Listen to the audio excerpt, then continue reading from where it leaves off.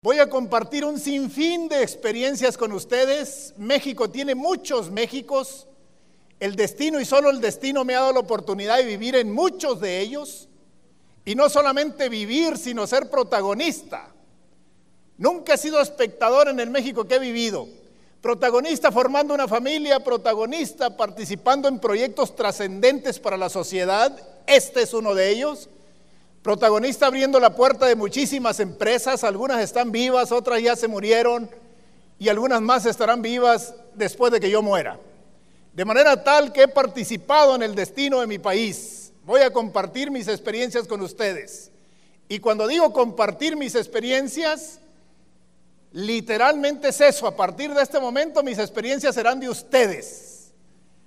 Ustedes saben qué hacen con ellas. Pero antes de adentrarnos en los distintos temas, me quiero poner de acuerdo también con ustedes en algunas cosas y adquirir algunos compromisos con ustedes también. Al final de mi ponencia van a conocer mejor México, van a conocer mejor el país que tenemos y sobre todo la clase de mexicanos que necesitamos para los retos que tenemos enfrente. También estoy convencido que el mejor camino para hacer un mejor México es haciendo mejores mexicanos. Para hacer un mejor México, vamos haciendo mejores mexicanos. Es el camino sostenible, es el camino más corto, es el camino más directo. También, déjenme decirles que México necesita recursos materiales y humanos. No nada más dinero, mejores personas. Más dinero en manos de mejores personas. Pero también quiero coincidir con ustedes en una cosa. El propósito de la vida es ser feliz. Independientemente de la interpretación que cada quien tenga de ello, todo lo que hacemos lo hacemos para ser felices. Hay quien servir lo hace feliz, servir a los demás lo hace feliz. Y hay quien cree que fregar a los demás lo hace feliz. Si trabajo, si no trabajo, si estudio, si no estudio, si viajo o no viajo, todo lo que hacemos lo hacemos para ser felices. Inclusive si me caso, es porque creo que con ella cerquita seré feliz el resto de la vida. Y si me divorcio, es porque creo que con ella lejos seré feliz. Hasta el momento no he encontrado a nadie que me diga que está haciendo todo lo posible por ser desdichado. En la diversidad humana no hay verdades absolutas. Puede ser que exista quien esté haciendo lo posible por ser desdichado, pero yo no lo he encontrado. Cierto es también que he encontrado algunas mujeres que me han dicho y diciéndomelo de frente, estoy haciendo lo posible porque ese maldito sea desdichado. Porque creemos que también así llegará la felicidad. México tiene muchos Méxicos. Soy originario de estas montañas de la Sierra de Chihuahua, ahí nací, ahí crecí. Orgullosamente chihuahuense donde quiera que me he parado. Es más, cuando llego a una fiesta estoy desesperado que no me preguntan de dónde soy. De Chihuahua. Soy originario de estas montañas de la Sierra de Chihuahua, ahí nací, ahí crecí. Y con mi disco duro ya formateado como campesino a los 17 años huí de esa economía de sobrevivencia y autoconsumo con destino a la ciudad a buscar oportunidades. Cuidé las chivas hasta los 17 años en estas montañas, le arranqué a la tierra lo suficiente para sobrevivir, nada más. De manera tal que estar aquí con ustedes, para mí el reto ha sido enorme, muy grande ha sido el reto de poder compartir mis opiniones, mi opinión acerca de esta trayectoria.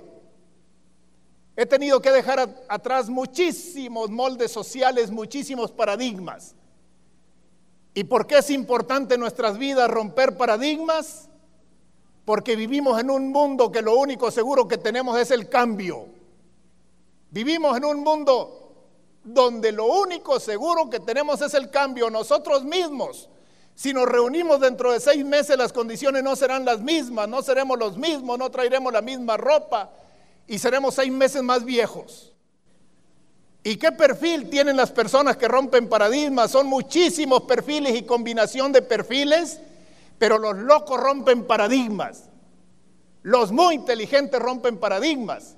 Los que llegan de sociedades diferentes rompen paradigmas, tienen otros modelos de vida y rompen paradigmas. pero también se pueden romper paradigmas forzados por las circunstancias, y ese es mi caso. Dejé la sierra, dejé la economía de sobrevivencia para buscar oportunidades en un México diferente. Llegué dentro del mismo México a un México diferente, a buscar oportunidades. Si no lo hubiera hecho con mente abierta, eso hubiera sido imposible. En esta región de la Sierra de Chihuahua hasta el día de hoy, octubre del 2014, se practican algunos principios de vida nómada. Estamos conociendo mejor México. Los mestizos y tarumaras que aquí vivíamos en épocas de frío, estábamos en el fondo de los barrancos, en épocas de calor emigrábamos a las cumbres frías. Hacíamos parajes intermedios para que nuestro ganado aprovechara el pasto, y así seguíamos caminando, ejerciendo este principio de vida nómada, extinto en muchas sociedades del mundo. El machismo, el pistolerismo, el alcoholismo, todas esas cosas propias del campo mexicano presentes en mi entorno y en mi formación. El único comercio que había en la sociedad donde yo nací, crecí, era el trueque. Cambiábamos un caballo ensillado por una silla, por una vaca parida, por una silla, por una pistola, maíz por frijol. El único comercio que había era el trueque. En este propósito que tenemos de conocer mejor México, el compromiso que he adquirido con ustedes de conocer mejor México, este país maravilloso que tenemos, déjenme decirles que en México hay 11 millones de indígenas auténticos, puros, con grandes dificultades para incorporarse a este mundo productivo y a esta sociedad mercantilista. 6 millones de estos indígenas no hablan el español, no saben leer y no saben escribir. Cuando tenemos una lectura de estas etnias en esas condiciones, encontramos una explicación de nuestro mestizaje, mitad indio, mitad español, mestizaje en proceso todavía. Somos una sociedad joven sobre la faz de la tierra, indígenas auténticos, sin ningún cruce. Algunos de ellos viven en las cuevas. Esta fotografía que comparto es contemporáneo, tarumaras de la Sierra de Chihuahua viviendo dentro de una cavidad en la roca junto con su partida de chivas.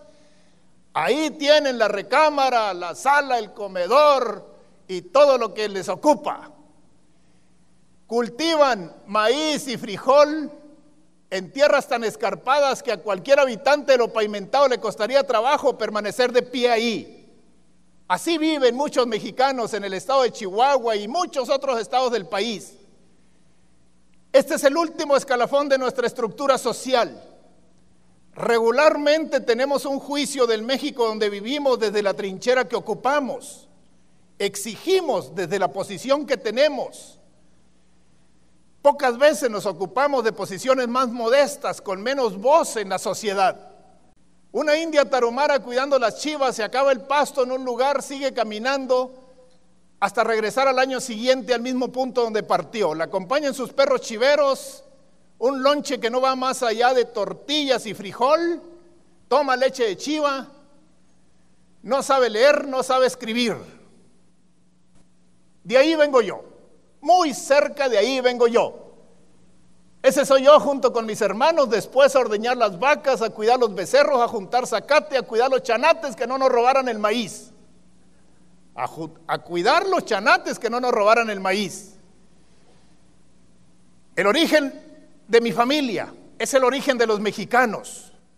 Voy a compartir un par de cifras con ustedes que nos permiten entender claramente por qué estamos como estamos y somos como somos. México es el único país que durante el siglo XX multiplicó su población por 10. En el año de 1900 éramos 10 millones de mexicanos, en el año 2000 somos 100 millones de mexicanos. Crecimos 10 veces en un siglo. Y cuando tenemos una lectura objetiva y responsable de estas cifras, de este crecimiento demográfico, encontramos una clara explicación por qué detonamos tantas necesidades de carácter social. 10 veces más escuelas, 10 veces más hospitales, 10 veces más carreteras. No respondimos a esas necesidades en la medida que lo fue exigiendo la sociedad. Pero no solamente crecimos 10 veces en un siglo, sino cambiamos dramáticamente nuestra distribución poblacional. En el año de 1900, el 70% de los mexicanos vivían en el campo, el 30% vivía en la ciudad, y hoy es exactamente al revés. El 30% de los mexicanos viven en el campo y el 70% en la ciudad. ¿Qué efectos tiene este comportamiento social? Hoy no somos capaces de producir la comida que necesitamos como sociedad mexicana. Abandonamos el campo con destino a la ciudad y en lo pavimentado no se produce comida. El campo necesitaba emprendedores y lo único que emprendimos fue la huida a la ciudad. Y abandonamos el campo y ahí tenemos un campo abandonado, esperándonos. Distintas razones nos hicieron dejarlo, pero sobre todo la falta de oportunidades.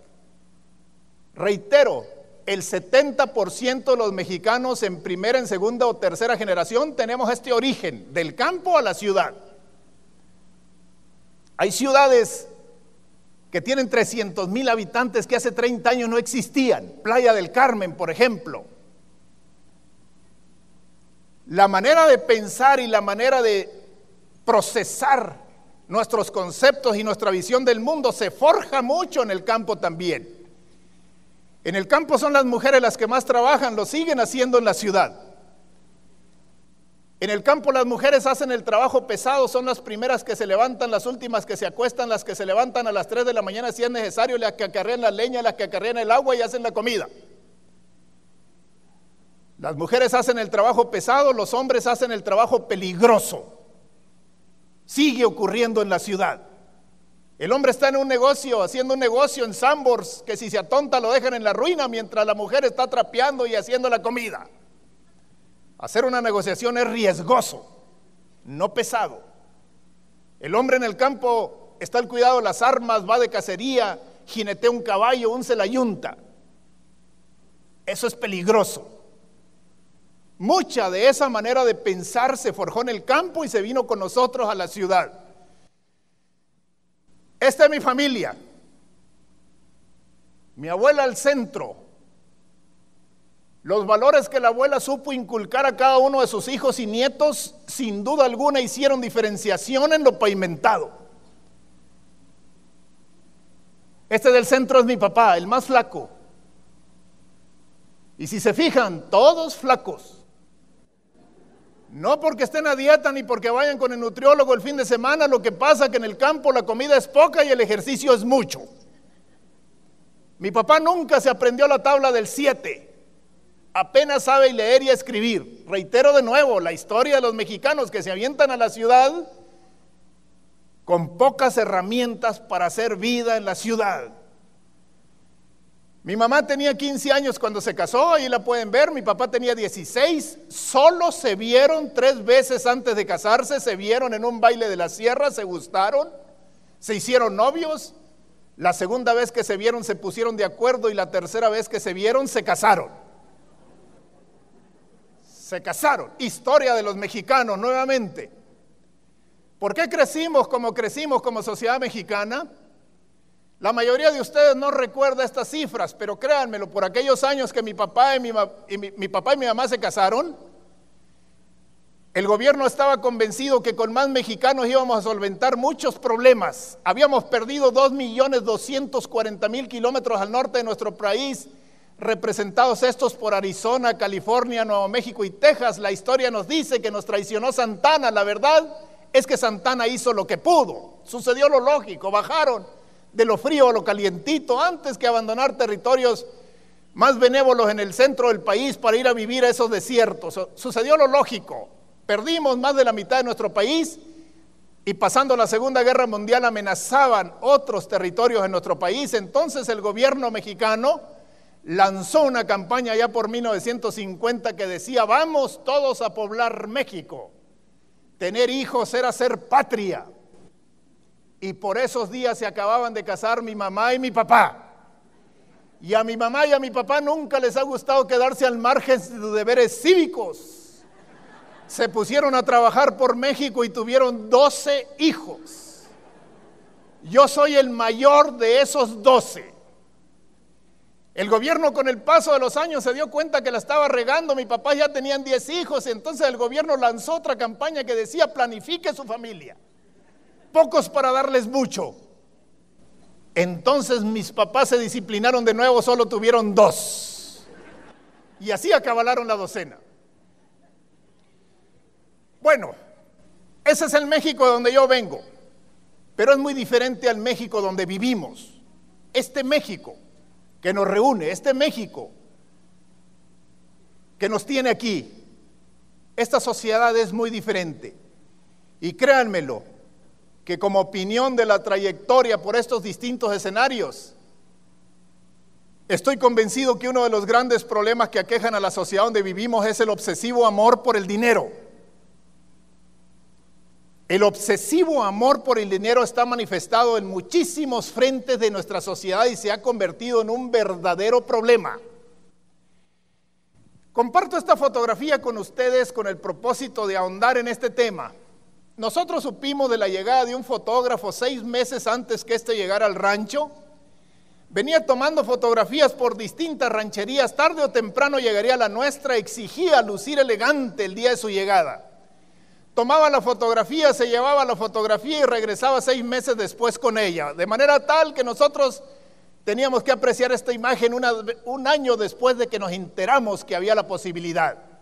Esta es la fotografía más vieja que exhibe mi familia, 7 de mis 12 hermanos.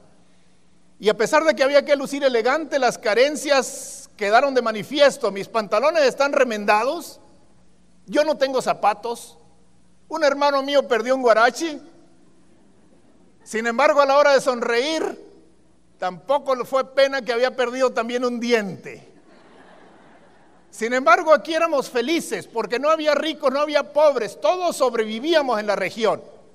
Lejos de esta economía consumista, mercantilista, enajenante, porque el tema hoy es el dinero. Yo al principio de mi plática me puse de acuerdo con ustedes porque no encontré ninguna protesta que el propósito de la vida era ser felices. Y el que diga que el dinero es la felicidad, lo único que deja claro es que no tiene dinero.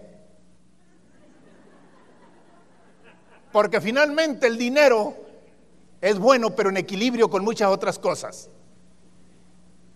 Vivimos en una sociedad mercantilista, consumista, enajenante y muy pocos escapamos a la influencia de este entorno.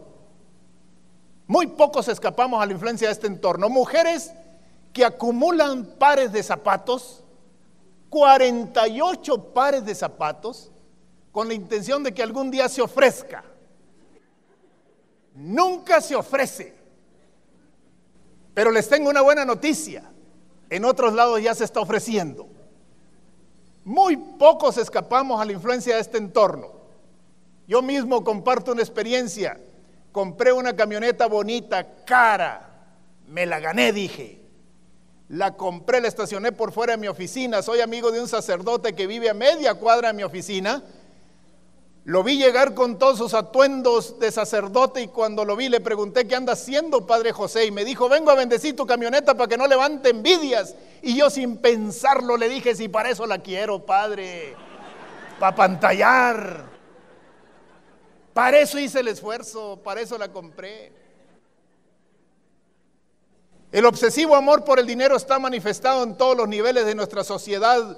Magnates que especulan con dinero se enriquecen en este mercado y tienen su dinero especulando en el mundo donde más rinda.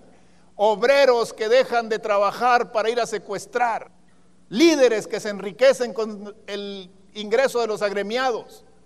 Los políticos corruptos no llegaron de Júpiter, no son extraterrestres, son emanados de una sociedad que tiene más amor por el saldo en sus chequeras, pero por el deseo de servir. Obsesivo amor por el dinero en todos lados. Muy pocos escapamos a la influencia de este entorno. Yo soy padre de 2 hijos, de Alejandra y de Arnoldo. Los 2 ya hicieron carrera, maestría, se casaron y se fueron. Por eso me dedico a dar conferencias. Pero cuando mis hijos estaban chiquitos, un día se acercó mi hija Alejandra mientras desayunábamos en mi casa en la ciudad de Puebla.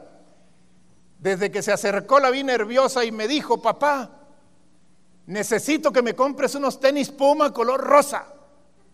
Órale, Le dije, ¿qué quieres brincar más alto? ¿Correr más rápido? ¿Qué pasa si ahí tienes tenis nuevos? No, papá. Necesito que me compres unos tenis Puma color rosa. Y temblaba así mi hija de la necesidad que tenía de adquirir aquel bien material. Al verla poseída por el mercantilismo, volteé a ver a mi esposa a los ojos. Y entonces mi esposa me vio directamente a los ojos muy seria. Y cuando mi esposa me ve directamente a los ojos muy seria, se pone peligrosa. Lo que me quedó claro que teníamos que salir a comprar los tenis Puma color rosa. Iniciamos pues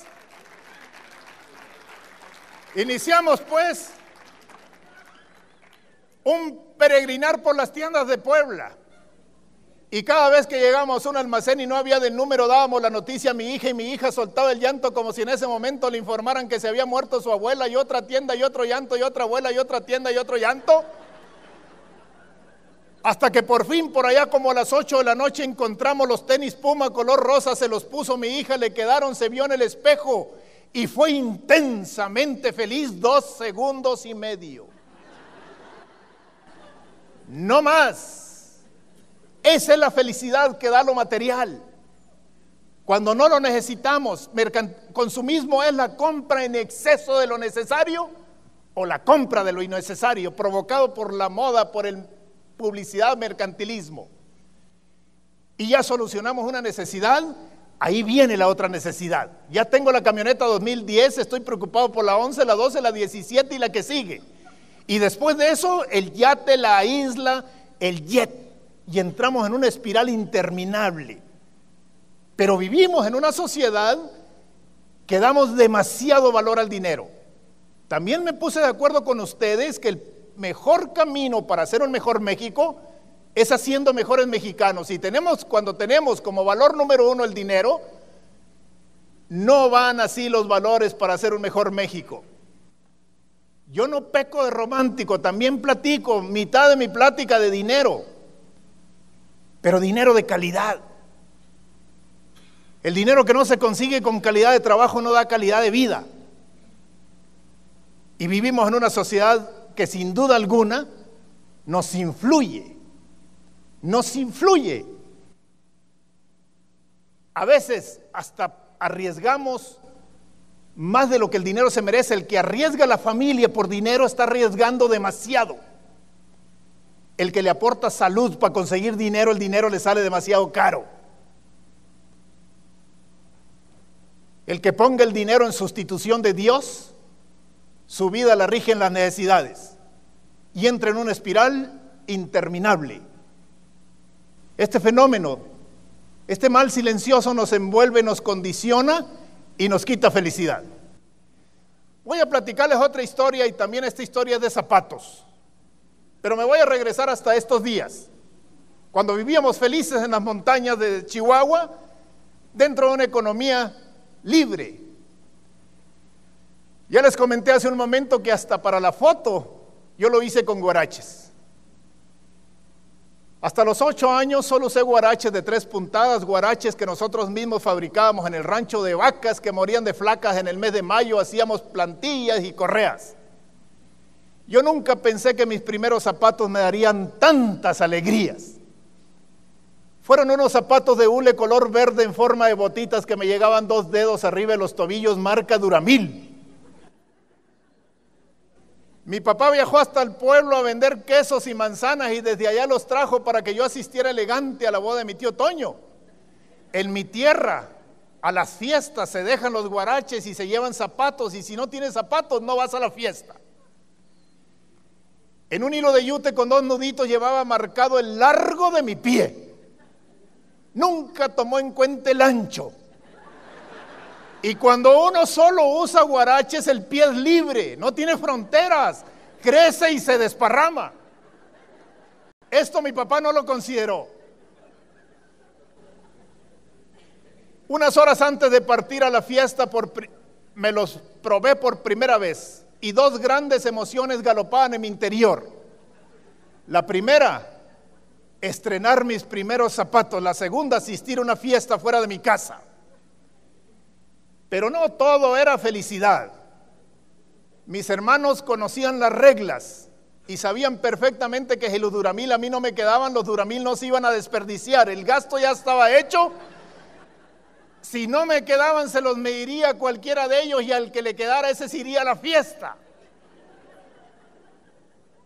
Ellos me conocían a mí y yo a ellos. De ahí sus bien fundadas esperanzas de quitármelos.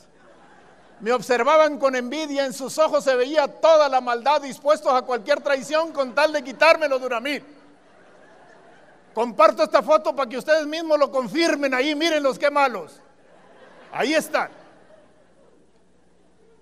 De manera que se acercó mi mamá y me dice, te quedan. Y antes de generar cualquier duda dije, me quedan. ¿Lo juras? Lo juro.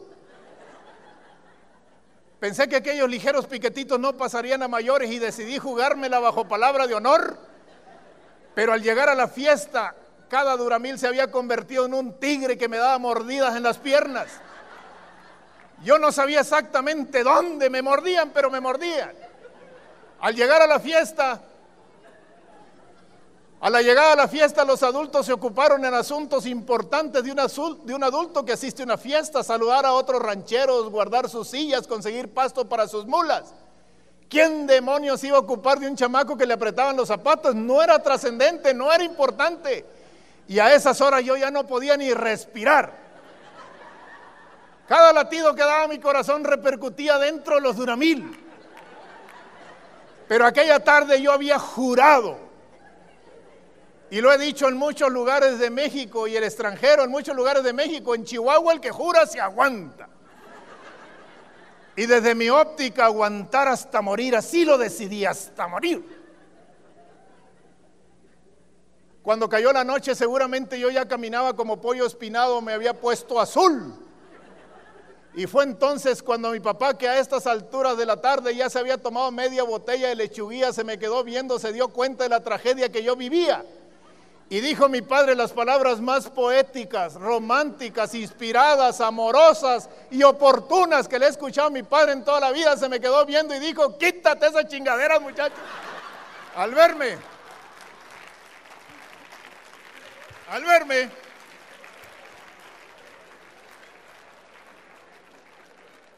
tan maltratado, mi papá tomó una sabia decisión.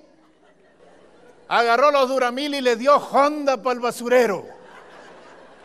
Y a mí, al verlos volar, me dieron una de las más gratas alegrías de mi vida.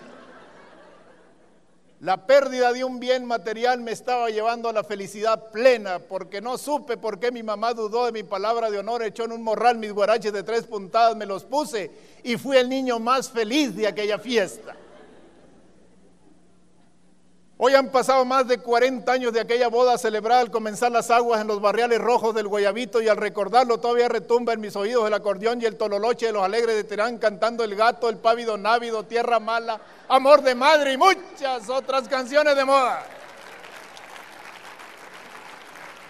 Han pasado más de 40 años y al recordarlo todavía me estremezco al pensar el martirio que sufrí toda la tarde por cuenta y orden de mis botitas verdes que me llegaban 2 dedos arriba de los tobillos, marca Duramil. Señores, es un error pensar que el dinero es la felicidad, y con frecuencia le dedicamos más de lo que el dinero se merece. Tampoco vamos a pecar de románticos, el dinero es importante en nuestras vidas, pero bien utilizado, ustedes lo saben hacer, por eso estamos aquí. Decía un maestro que yo tenía, el dinero es el desecho del diablo, pero sirve para abonar las obras de Dios. Entonces, el dinero bien utilizado. Vamos a ir rápidamente por temas que nos ocupan y que nos trastocan en nuestra trayectoria por la vida, y vamos a hablar de cómo somos, qué importancia tiene saber comunicarnos en la sociedad donde vivimos. Vamos a hablar del amor.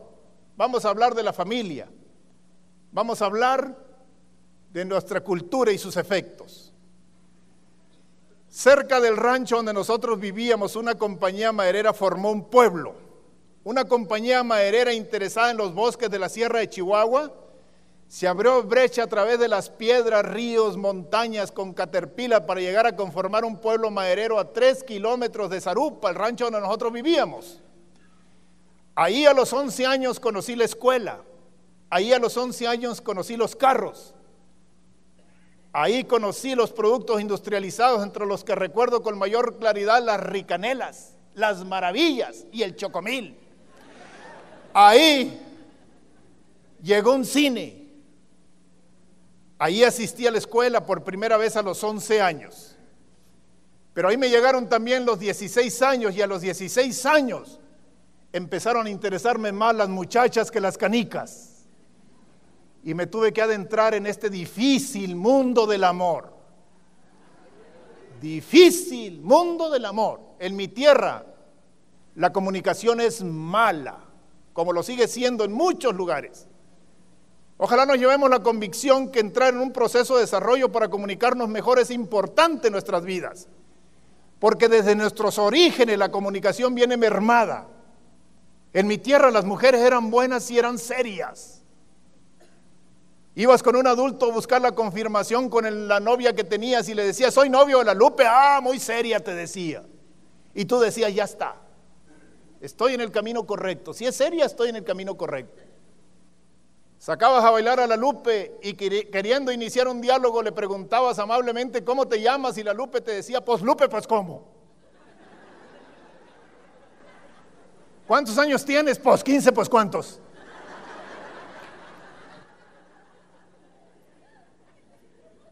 Hoy me pregunto cuántas cosas pudo haber dicho la Lupe, porque la Lupe también estaba interesada en tu persona, pero no decía más por no verse lenguarica o muy sueltita, no, poquito. Pero podría haber dicho Guadalupe Osorio Mejía para servirle de cuáles pilas usan su radio. Santita, vamos platicando. Virgencita, pero no muy fanática.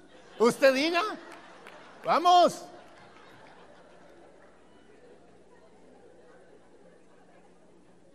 En mi tierra los adultos platicaban con los adultos y los niños con los niños y había temas tabú entre un adulto y un niño. Uno de esos temas era el amor. En mi tierra decían el matrimonio es un albur. El matrimonio es tan importante en nuestras vidas que no merece ser parte del imperio del azar. Debemos de saber más del amor. Ni siquiera sabíamos qué querían las muchachas. Hoy yo sí sé qué quieren las mujeres. Ya las muchachas quizás no. Las mujeres. Con el pueblo llegó un cine. El cine fue una fuente de aprendizaje para nosotros, los adolescentes, los pubertos de aquella época. Desde aquellos años entendí que a las mujeres, al menos a las mujeres de mi tierra, les gustaban los hombres que vienen de lejos, los que tienen otro color en los ojos, otro tono al hablar, sirvieron otro ejército y si cruzaron el océano mejor. Estos los encontraban en el cine y hacían póster de los actores.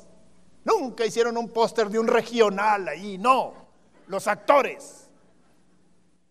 Pero nosotros aprendíamos frases fluidas en el cine y las implementábamos en pueblos donde no había cine. Y era oro puro. Sacábamos a bailar una muchacha, la tomábamos de la cintura y viéndola directamente a los ojos y parafraseando a los actores le decíamos, voy a borrar de tus labios los besos que otros te han dado. Y ¡ay!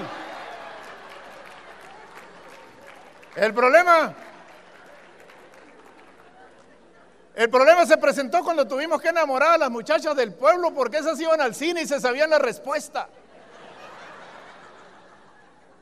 Y las más bonitas vivían en el pueblo. Pero siempre habrá una oportunidad de aprender. En mi casa con mis padres trabajaba una muchacha que se llamaba la Cirila y todos los días iba al cine la Cirila. Y el Vitachi trabajaba en el aserradero y tiraba la serrín y como la Cirila lo único que hacía era barrer el frente de mi casa, por ahí pasaba el Vitachi y terminaron haciéndose novios y los dos iban al cine todos los días, por lo tanto hablaban el lenguaje del amor en ese nivel que nosotros queríamos aprender. Una tarde mis hermanos y yo regresábamos precisamente de la zona del cine y la Cirila y el Vitachi echaban novio en una esquina de la casa. Y nosotros que queríamos aprender los descubrimos y nos quedamos quietos ahí en un rincón para escuchar un diálogo de altura y aprender. Y hasta el rincón donde nosotros estábamos solo llegaban los chasquidos, los besos los arrumacos de una pareja que chamó. Y ahí permanecimos nosotros con la esperanza de escuchar algo.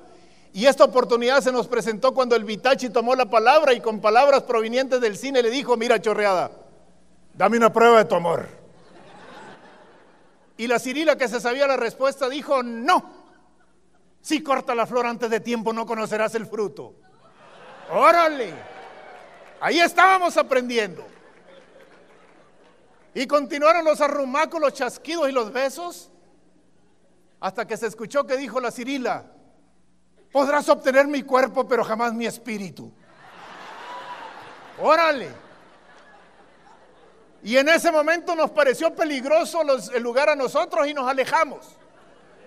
Pero nos alejamos preocupados qué tanto interés tendría el Vitachi por el espíritu. Nunca lo supimos.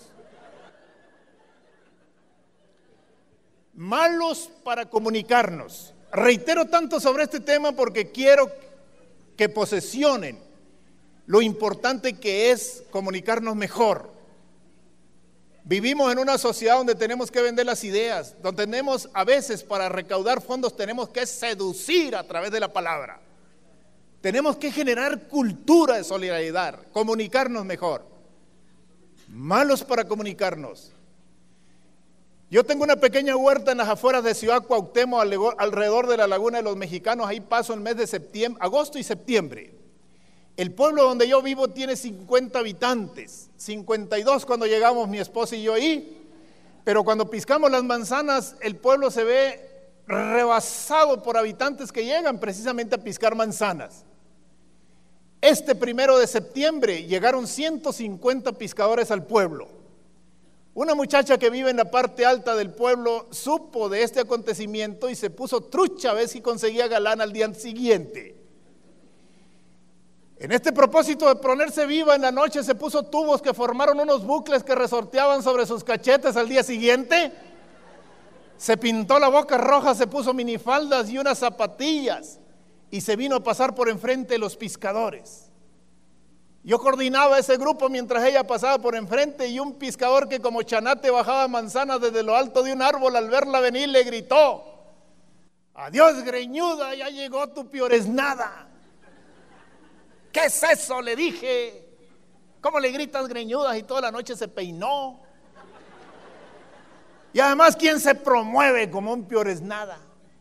El que sabe lo que vale busca lo que merece. ¿Cómo me ando vendiendo como pioresnada? ¿Qué le digo, don Arnoldo? Me dijo. Hubiese sido distinto, le digo, si le gritas: ¡ay, qué bonita te ves cuando vienes arreglada! Esos tus ojos cafés y tu boca colorada, yo te quisiera tener en el pecho recargada. Distinto, ¿verdad?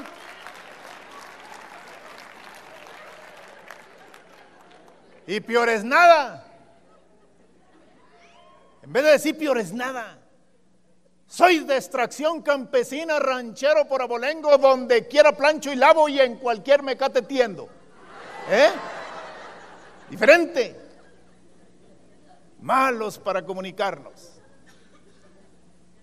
Otra fuente de aprendizaje para este difícil mundo del amor son los primos, los tíos, los jóvenes mayores de un pueblo. Ahí va uno, ahí acude uno de adolescente a ver qué le dicen. Yo tenía un primo de 17 años que era un marinero fogueado en estas turbulentas aguas. Me acerqué con él y le dije aquí cómo corre el mundo del amor. Hilario, que sabía mucho, me dijo: llégale a todas, comienza con las feas para que vayas agarrando confianza.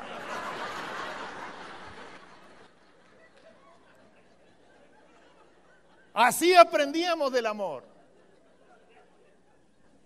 Yo pensaba que los hombres eran más hombres y dejaban su casa, a su mamá, a sus hermanas, a sus tías, a su abuelita y se iban a juntar con otros hombres más grandes y aprender de los hombres más grandes. Pero cuando llegué con Hilario me dijo: ningún hombre es hombre hasta que no escucha su nombre en labios de una mujer. ¡Órale! Y continuó Hilario diciendo: no existen mujeres castas sino mal seducidas. Lo que no se pide no se merece. Hay que caer en los brazos de una mujer, pero jamás en sus manos. En la guerra del amor no basta atacar, hay que tomar la plaza. Ámalas con todo el corazón, y si te hacen pedacitos el corazón, entonces ámalas con los pedacitos. Y cerraba fuerte Hilario. No hay mujeres inconquistables, hay malos conquistadores. Y cerraba fuerte Hilario diciendo: nalgas no dadas fueron mal pedidas, muchacho. Así.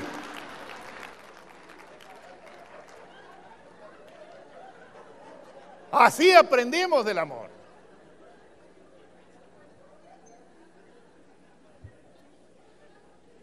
Quiero tener un desglose objetivo de esta formación en el mundo del amor. Hilario me dijo, sin duda alguna, no cuento mentiras, lo sostengo. Hilario me dijo, llégale a todas, y era lo mismo que le estaban diciendo a todos los jóvenes de nuestro país en muchos sectores sociales. Lo lamentable del caso es que a las mujeres les estaban diciendo, la mujer es de un solo hombre. Eso le dijeron a las tías, a las primas, a las hermanas y a todas las mujeres de la región, le dijeron, la mujer es de un solo hombre. Y a mí me dijeron, llégale a todas. ¿Cuál es el concepto y el desglose que podemos tener en este momento? Educamos a los hijos con diferentes mapas para un mismo camino. ¿Por qué tenemos esta formación? Porque sin duda alguna vivimos en una sociedad machista. Una sociedad machista y tenemos claros rasgos manifestados de ese machismo. Machismo claro. Tener hijos y abandonarlos.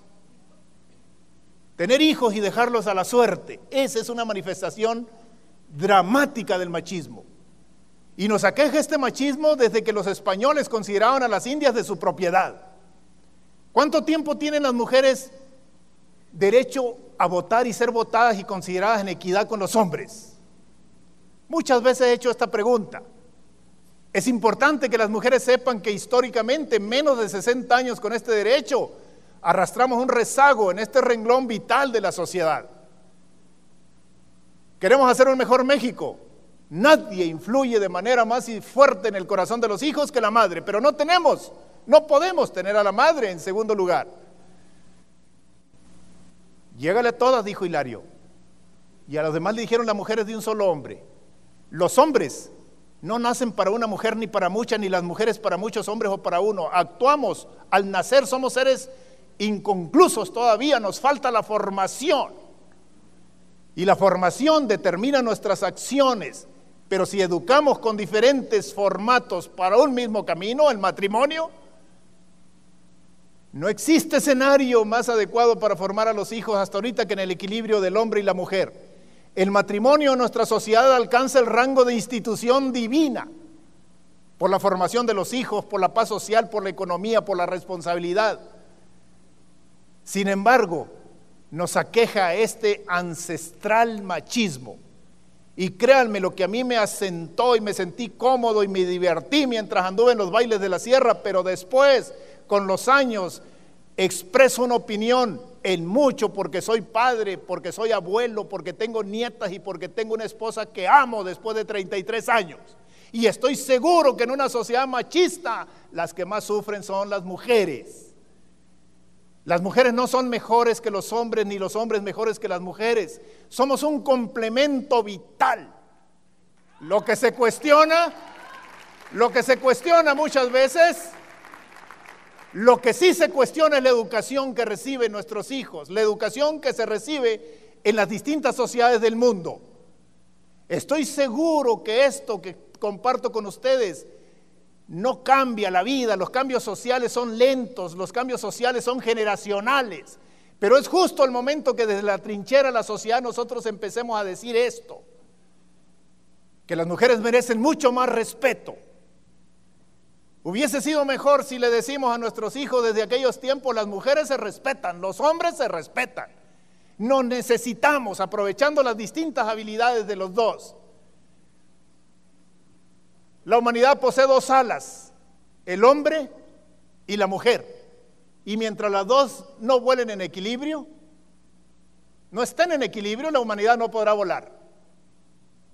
La humanidad no podrá volar. Hoy yo sí sé qué quieren las mujeres. Con los hombres no nos vamos a detener porque esos ya sabemos qué quieren. Esos quieren dos cosas nomás: comer y lo otro. Y con el paso del tiempo mucho más comer.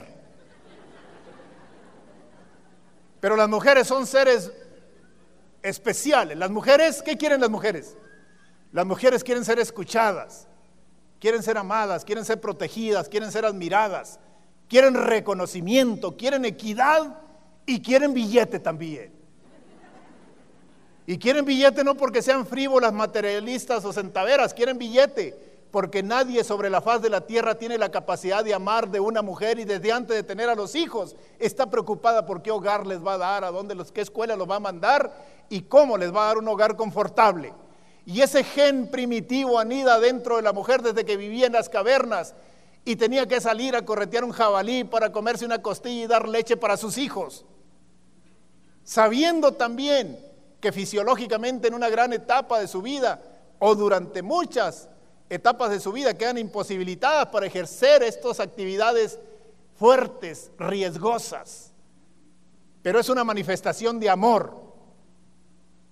Pero también quieren reconocimiento. ¿Cuánto reconocimiento merecen esas amas de casa que a veces hacen rendir un raquítico ingreso para ser hijos nobles, honrados, trabajadores y autónomos, y haciendo rendir un raquítico sueldo, ingreso? Lo hacen por amor. Y las cosas que se hacen por amor, siempre existirá la duda si las pudimos hacer mejor. Por eso cada vez que estoy con universitarios les digo, vayan ahorita a su casa, denle un abrazo a su mamá y díganle: mamá, te aventaste el chamaco que hiciste. Y también les aclaro, o sea, a lo mejor si los ven bien no se los cree, pero díganselo. Este es el México donde vivimos, en el cual el matrimonio es determinante. La comunicación es determinante. ¿Ustedes creen que la Lupe se animaba a decir: ¿y cuánto gana usted? ¿Y dónde vamos a vivir? ¿Y cuál es su proyecto financiero? No se animaba la Lupe, pero no se animan ahorita, muchas no se animan. Ahí hay pequeños rezagos de esto. Déjenme decirles que el amor que tenemos cuando nos reunimos con nuestra pareja es un amor suficiente para casarnos y comprometernos y perder esa libertad. El amor que nos mantiene unidos es lo que somos capaces de generar en nuestro trayecto de vida, no el que nace en aquel momento. Ahí está ese machismo. Estoy seguro que los cambios sociales son generacionales. Decía un maestro amigo mío que para educar a un hombre hay que comenzar con su abuelo. Ustedes que están en este frente de servir a la sociedad, créanme, que los trabajos sociales son generacionales. El abuelo, pero el abuelo chiquito, para que el hijo, el nieto, es el que vamos a educar. Pero créanmelo también que el hombre empieza a entender el sentido de la vida cuando planta árboles sabiendo que de esa sombra no va a disfrutar. Vamos haciendo la chamba y nos vamos a llevar la satisfacción de haber hecho lo que nos correspondía. Quizás sin el deslumbrón que nos pueda dar, porque no vamos a ver los resultados. Los cambios sociales, reitero, son a largo plazo. Ese soy yo.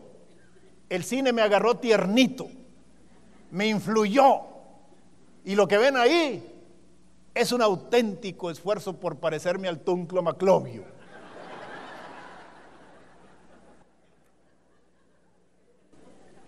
La televisión entretiene, no educa, pero sí nos influye muchas veces. Yo terminé la escuela primaria junto con esta muchacha y durante todo el tiempo que estuvimos en la primaria nos veíamos a los ojos, y estar en la primaria y verse a los ojos era suficiente para sospechar que éramos novios. Terminé la escuela primaria con la Imelda a los 15 años, yo tenía 15, ella también. Cuando yo salí de la escuela me fui a trabajar de subgerente en una tienda que puso mi papá en el pueblo. La Imelda se fue a trabajar al aserradero, solo nos veíamos el domingo, porque mi papá tenía una camioneta Chevrolet 72, no solamente era el activo más grande de la tienda, sino del pueblo. La gente llegaba a conocer la camioneta, por lo tanto la cuidábamos muchísimo. Yo aguantaba estoicamente en el puesto de subgerente, porque me prestaban la camioneta los domingos. Me paseaba alrededor de la escuela y ahí se paseaba también la Imelda. Ella sin camioneta, claro. En cierta ocasión supimos de un baile en un rancho lejano. La Imelda me dijo: si me llevas a la boda, al baile, ahí dejamos claro si de adultos somos novios. Pedí prestada la camioneta a mi papá. Y como era lo más importante que teníamos durante más de 2 horas, me dio recomendaciones encaminadas todas a que no le pasara nada a la flamante Chevrolet 72. Y concluía mi papá diciendo, no te vayas a luriar y por andar de zafado chingues la camioneta. Yo lo acepté todo con tal de llevar a Imelda a la fiesta. Nos pusimos de acuerdo y la recogí en el centro del pueblo de Palomas en compañía de 2 amigas. Las 2 amigas, la Imelda y yo, nos acomodamos en la cabina de la camioneta y aquella tarde me pareció más hermosa que nunca, vestida con un exquisito gusto digno de una estrella de cine. Aunque yo tenía lo mío, pues no le llegaba, miren. Digno de una estrella de cine, pero además una sutil indiferencia ante mi desbordante alegría. Y subrayo, indiferencia, arma letal de las mujeres. La indiferencia. No lo saben algunas. Las mujeres tienen 2 armas letales. Una de ellas es la indiferencia. Así cuando le dicen a uno, fúchila, sáquese, usted no es de mi categoría, eso llega. ¿Cuál es la otra arma? Las lágrimas. Cuando llora una mujer, desde nuestro interior sale el deseo de protegerla y quererla. La indiferencia y las lágrimas. Por fortuna para los hombres no pueden usar las 2 al mismo tiempo. O lloran o son indiferentes. La Imelda, las 2 amigas y yo nos acomodamos en la cabina de la camioneta y nos pusimos con destino a La Lajita, el lugar de la boda. A la salida del pueblo nos pidió ride un ranchero amigo mío, lo echamos atrás de la pick-up y allá vamos felices. De pronto, la Imelda descubrió una vieja pistola que mi papá había olvidado debajo del asiento de la camioneta, la tomó entre sus manos, metió el dedo en el gatillo, la vio tan fea, mojosa y oxidada que no creyó que era de verdad. Me preguntó fugazmente qué es esto y sin darme tiempo a responderle, le jaló y palo. Le pegó un balazo al vidrio delantero de la flamante Chevrolet 72 de mi papá. Casi prefería que me lo hubiera dado en una pata antes que al vidrio. Le dimos a la camioneta y el vidrio se fue cuarteando así.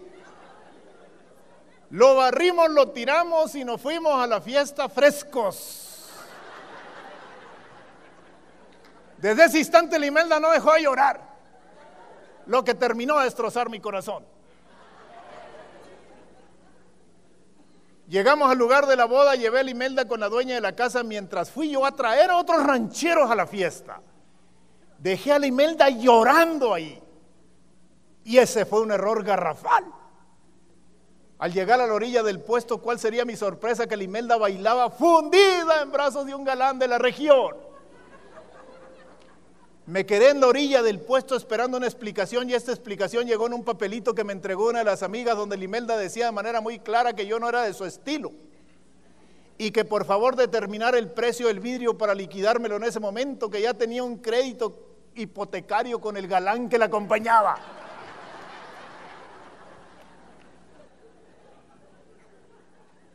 Yo tenía 16 años y a los 16 años de edad el amor duele en todo el cuerpo, produce escalofríos, reseca las vías respiratorias, se atrofian los músculos y duelen los huesos. El amor de la adolescencia produce también ansiedad, celos, pensamientos autotorturantes. Así estaba yo.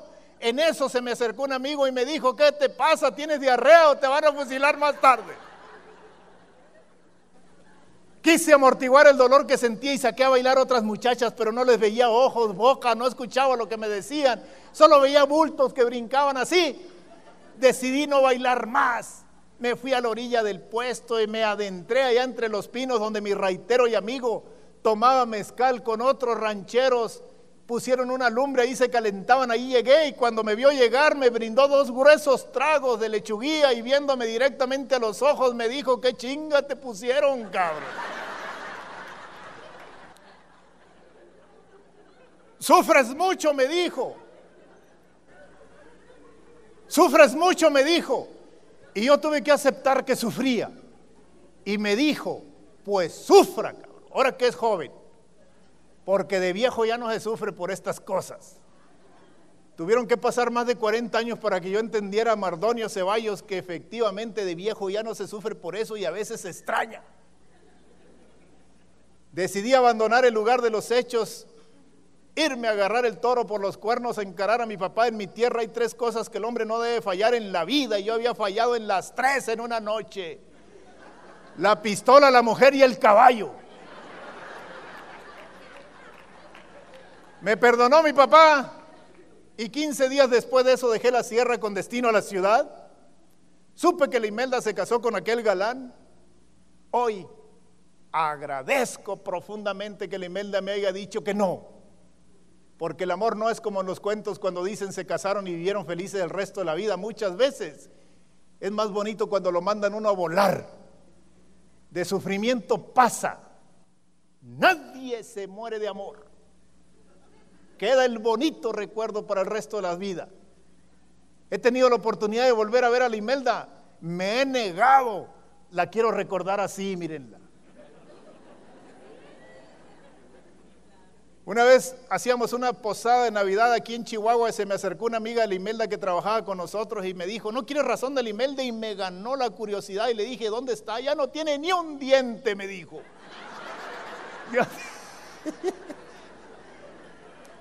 Y pensé yo, para mis adentros yo tengo porque los compré, pero ya se me hubieran caído también. 16 años. 16 años es una edad peligrosa. Si sufre de amor, que sufra. Nadie se muere de amor. Queda el bonito recuerdo. En cambio, no sé qué hubiera pasado si la Imelda me dice que sí, le hubiera tenido que mantener. No tenía manera de hacerlo. Pero sí es una edad peligrosa. Es una edad peligrosa para nuestros hijos.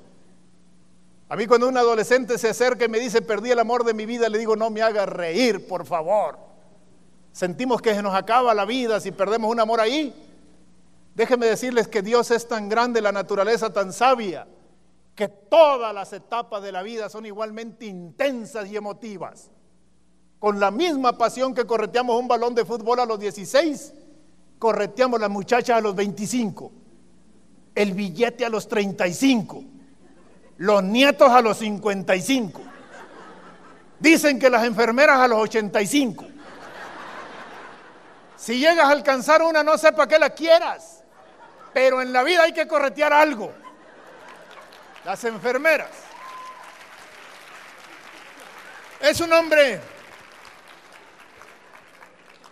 sin duda alguna, el mensaje que nos deja la historia de la Imelda y que quiero compartir con ustedes: hay que vivir cada edad, hay que vivir cada etapa como la etapa más hermosa de nuestra vida, no importa cuál sea. Vivir el momento. Una sobrina mía me dijo: me voy a casar con él, tío, tiene 17 pero piensa como de 30, tan inmaduro es el de 30 que piensa como de 17, como el de 17 que está pensando como de 30. Si tiene 30 que piense de 30 y de 17 de 17. Concluyo esta parte contándole la historia de un viejito de 85 años que va caminando por una selva húmeda y de pronto vuela una rana y la atrapa. Y cuando tiene la rana en la mano, la rana le dice: Señor, señor, yo soy una rubia despampanante, sensual, exótica, atrapada en el cuerpo de esta rana, y si usted me da un beso en la noche, usted y yo no vamos a dormir. Órale. El señor agarró la rana y se la echó en la bolsa y siguió caminando, y cuando va caminando la rana le dice: Señor, señor, ¿a qué hora me va a dar el beso? Y el señor, que era un hombre sabio, le dijo: no, mijita, a los 85 años es mucho más interesante tener una rana para platicar con ella que una güera que no deje dormir. Así. Bueno, la comunicación, el manejo de los tiempos, la familia, el amor, la pareja, hasta ahí hemos concluido en una etapa. Hemos conocido el origen, y mi origen con frecuencia me permite en distintas universidades compartir esta experiencia. ¿De dónde vengo? No determina dónde puedo llegar. ¿De dónde vengo? No determina dónde puedo llegar. Nacer jodido yo no tengo la culpa, morir jodido sí soy corresponsable. Ahí sí hay una participación de mis acciones, de mi actitud. Ya no se vale más hacer de la pobreza una actitud, una virtud, perdón, y tratar a veces hasta vivir de ello. Con la pobreza hay que hacerla de tos para salir de ahí. de dónde vengo no determina dónde puedo llegar. El tener un origen modesto no hace diferenciación en los mercados que estamos. Es mejor comunicarnos, es mejor crecer, es mejor entrar en un proceso de crecimiento. Así llegué a la ciudad a los 17 años. Cuando llegué yo a la ciudad, llegué a un mundo desconocido. Lo que sabía hacer en el campo no aplicaba aquí. Aquí no se barbecha, aquí no se jinetea un caballo, aquí no se va de cacería. Tampoco traíamos dinero, ni teníamos carrera, ni contactos. El 90% de nuestros pensamientos estaban focalizados cómo nos vamos a mantener. Y cómo nos vamos a mantener se llevaba la mayor parte de nuestras acciones. Es imposible no descuidar todas estas otras. Créanme lo que este punto es interesante para entender un poco más lo que pasa en nuestro país. México necesita actualmente 1.500.000 empleos. Solo somos capaces de generar 700.000.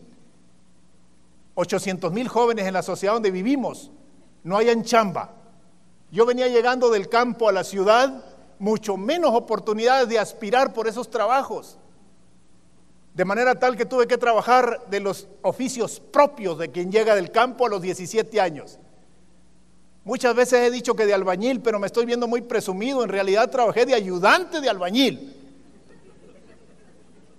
Trabajé de velador, de chofer, de guarura, de jardinero, vendiendo enciclopedias. Los jóvenes no saben, pero hace muchos años se vendían enciclopedias. Esas que están en internet se vendían por la calle hace mucho.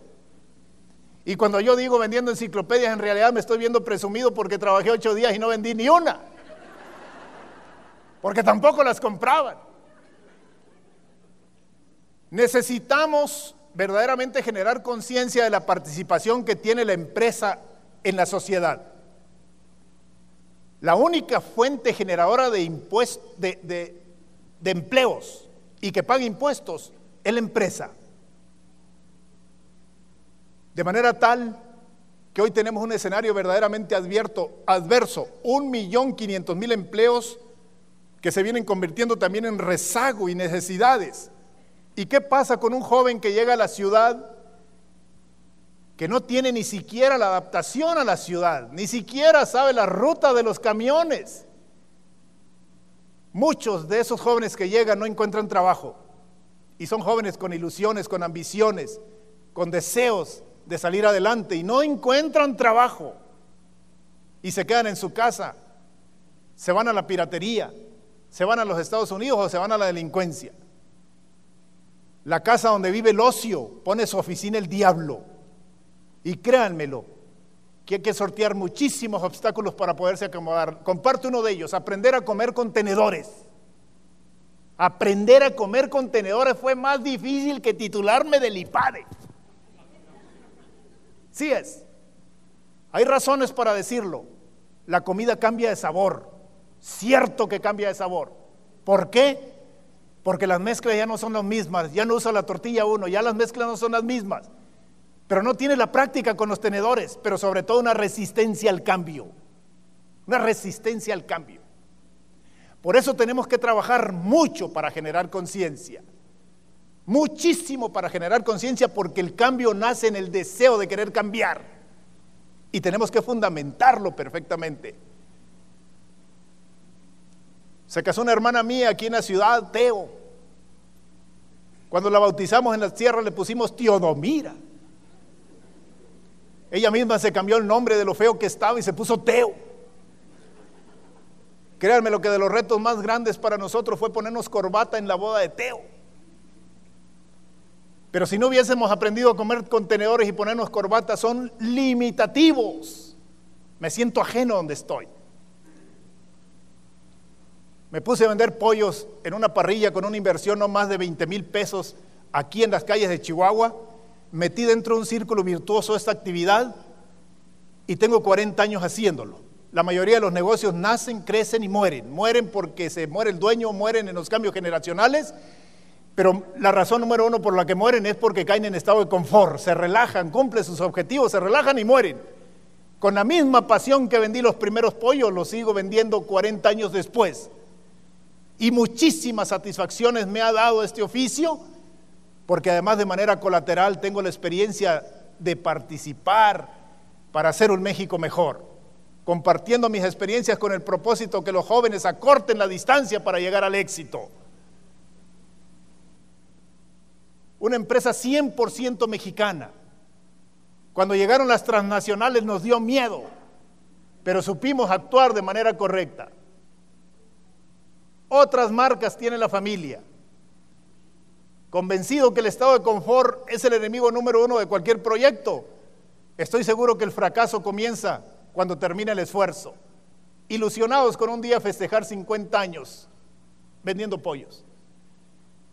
En la vida hay que tener un proyecto. Comparto esta gráfica con muchísimos jóvenes, los invito a que se pongan al volante de este carrito que está en el extremo. Les digo, pónganse al volante de ese carrito, abróchense el cinturón y lo que tienen en el enfrente es el futuro despejado para tomar las acciones que quieran. Pero luego viene una pregunta, cuando lleguen al semáforo, ¿dónde se van a parar? Algunos dicen a la derecha, a la izquierda, al centro. La respuesta correcta es depende para dónde vaya. Uno de los grandes problemas que nos aquejan como sociedad es que no sabemos exactamente qué queremos. Y estoy seguro que el que sabe lo que quiere ya tiene la mitad. Casarnos con un proyecto. En nuestra sociedad trabajar mucho no es suficiente y saber mucho tampoco es suficiente. Hay personas que se levantan a las 5 de la mañana, se acuestan a las 11 de la noche, trabajan todo el día y están amolados. Hay otras que saben muchísimo y no han conseguido nada. Hay que darle valor agregado a nuestras acciones. ¿Cómo? Sabiendo qué queremos de la vida. Sabiendo cuál es el proyecto. En la vida del hombre hay dos momentos importantes: cuando nace y cuando define para qué nace. El secreto de la existencia no es nada más vivir, es saber para qué vivimos. Ustedes lo han definido de manera muy clara: el estar al servicio de los demás. Esa es una actividad divina, celestial. Hay que disfrutarlo, pero hay que estar comprometido, entregado, definido. El que sabe lo que quiere ya tiene la mitad. El que no sabe a dónde va, ya llegó. Que ni se mueve donde está. Que no corre riesgos. Ya está cómodo. No hay asesor empresarial, asesor, mentor intelectual, académico, que al llegar a sus proyectos no les pregunte ¿y a dónde quieren llegar? El mundo entero se aparta cuando ve pasar un hombre que sabe a dónde va. Objetividad para saber dónde estamos parados, con qué contamos. Coraje para luchar por nuestros sueños.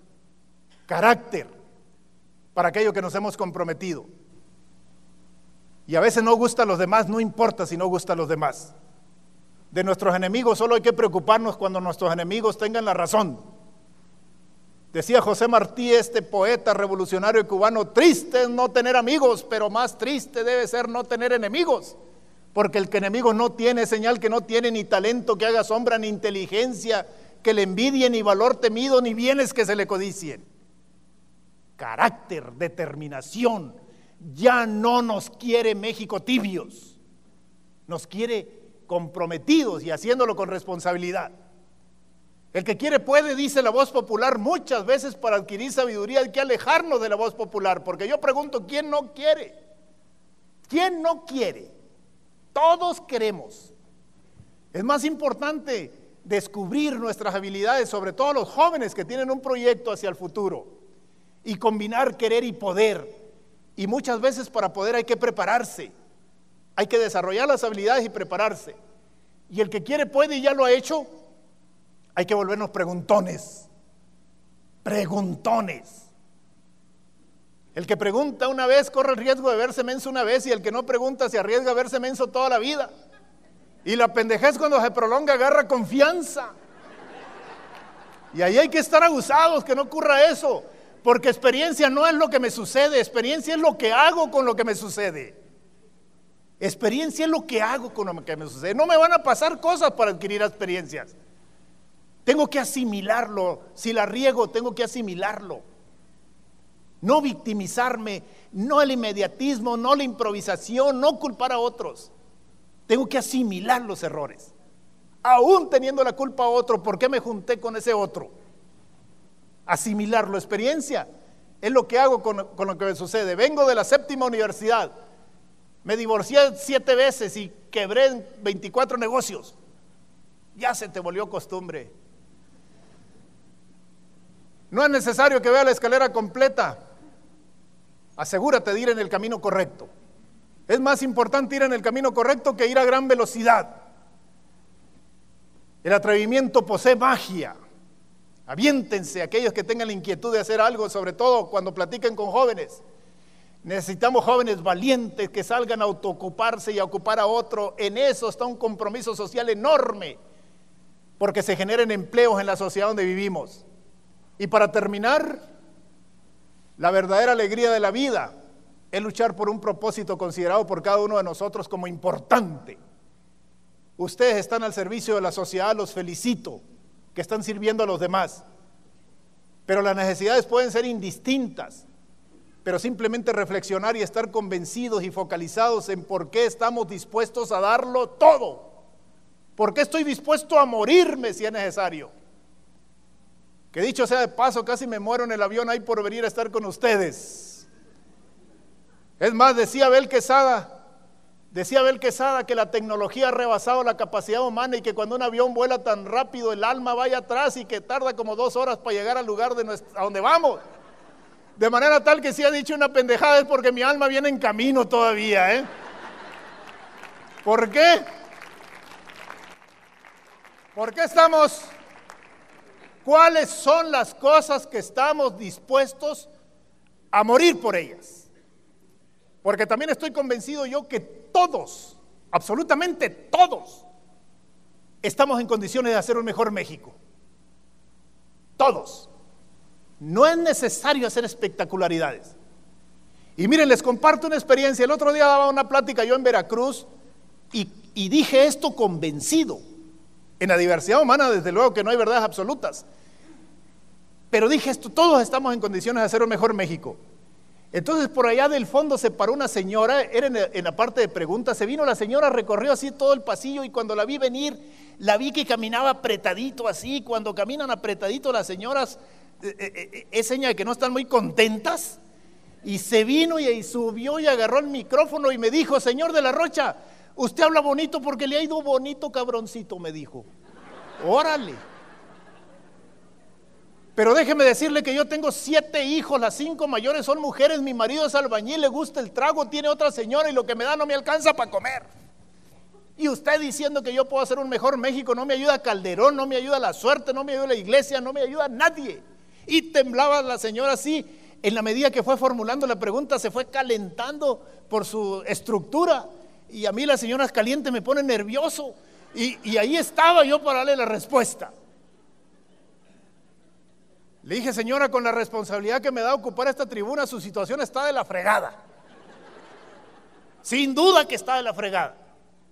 Pero usted sí puede hacer un mejor México, señora. Haga un alto. Usted tiene 5 hijas. Usted escogió marido, usted vivió esta vida, usted supo qué hizo, usted tomó decisiones. Parte de lo que le sucede es culpa suya.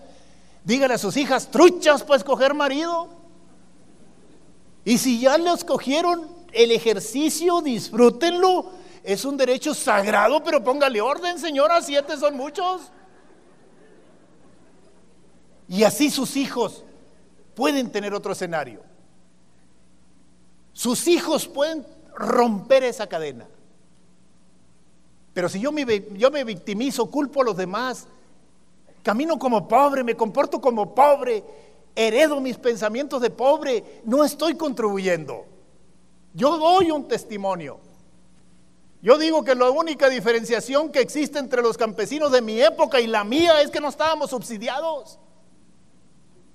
Hay cosas en la sociedad que no pueden aguantar, no pueden dejarse: la desnutrición, la educación, la salud. Pero un hombre sano que busca que los demás los mantenga no puede ser nomás porque es pobre, no puede ser. La mayoría de los proyectos, como los suyos, como los míos, como los de un país, se constituyen de recursos humanos y materiales.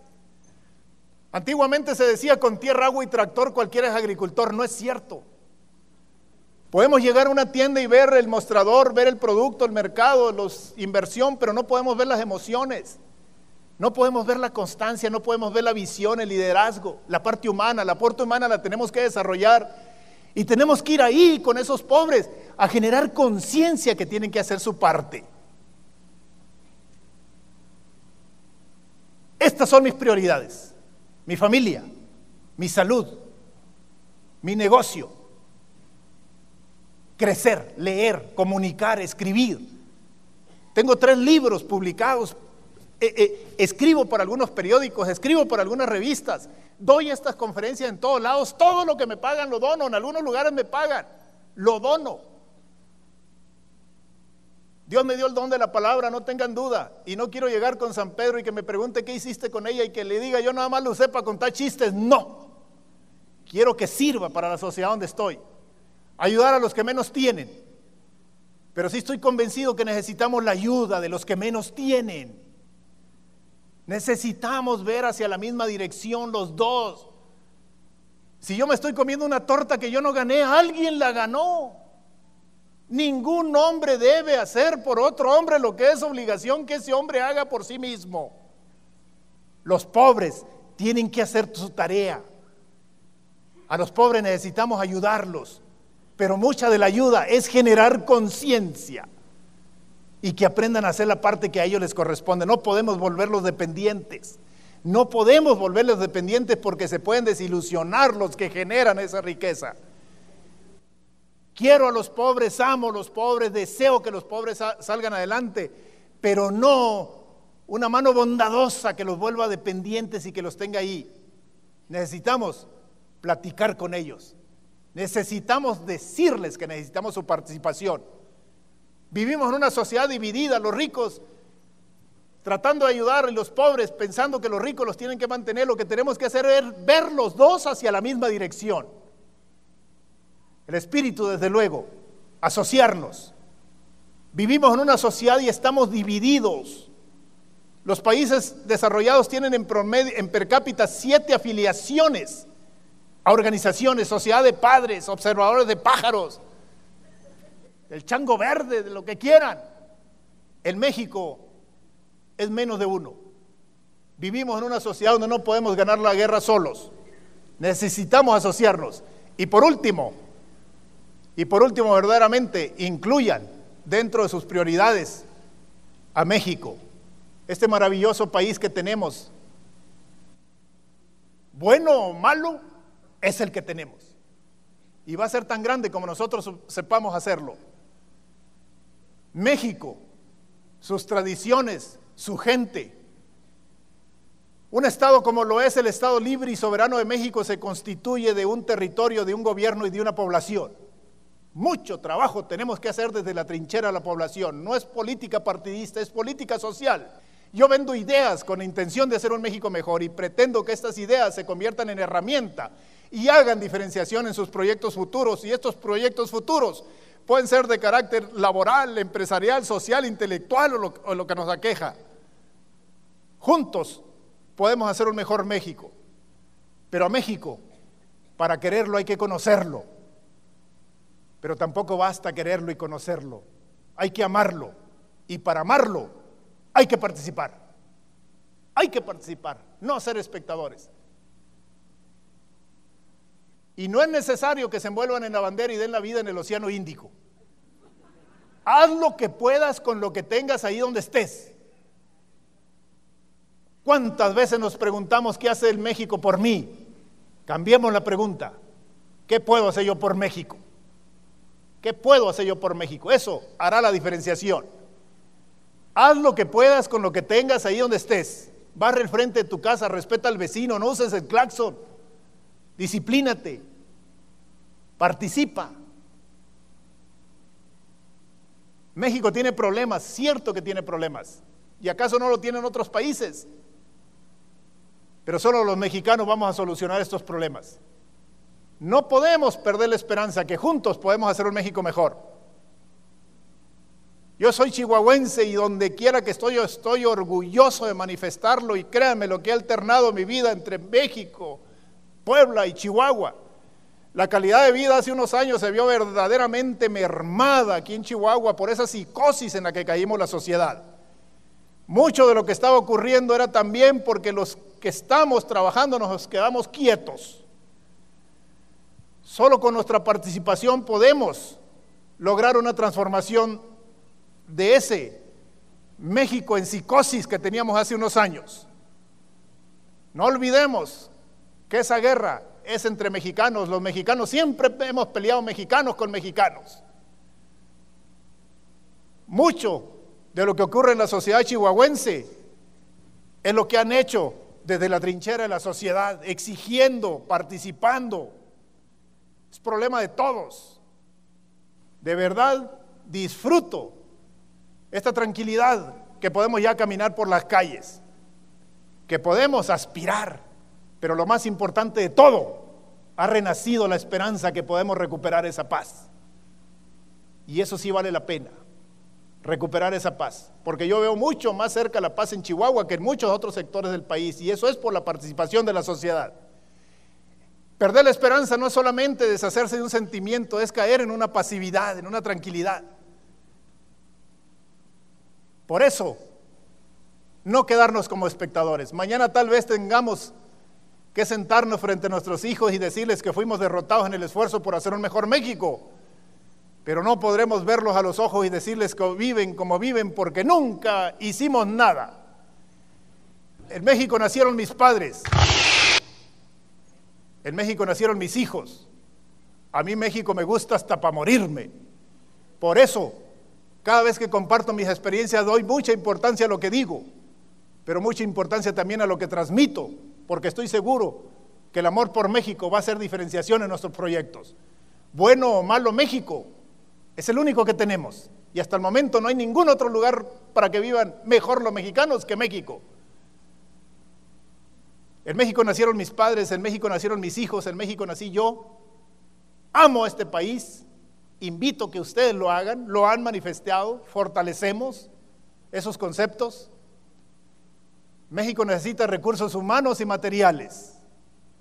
Vamos a luchar porque eso se realice y cumplamos así este sueño mexicano. Y me despido de ustedes parafraseando a Ricardo López Méndez, ese poeta yucateco que hace muchos años dijo: México, creo en ti porque eres mío.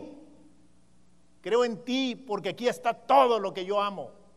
Después de Dios, nadie me ha dado más que el país que tengo. México, creo en ti. Y si no creyera, mi corazón me lo gritara. Muchas gracias.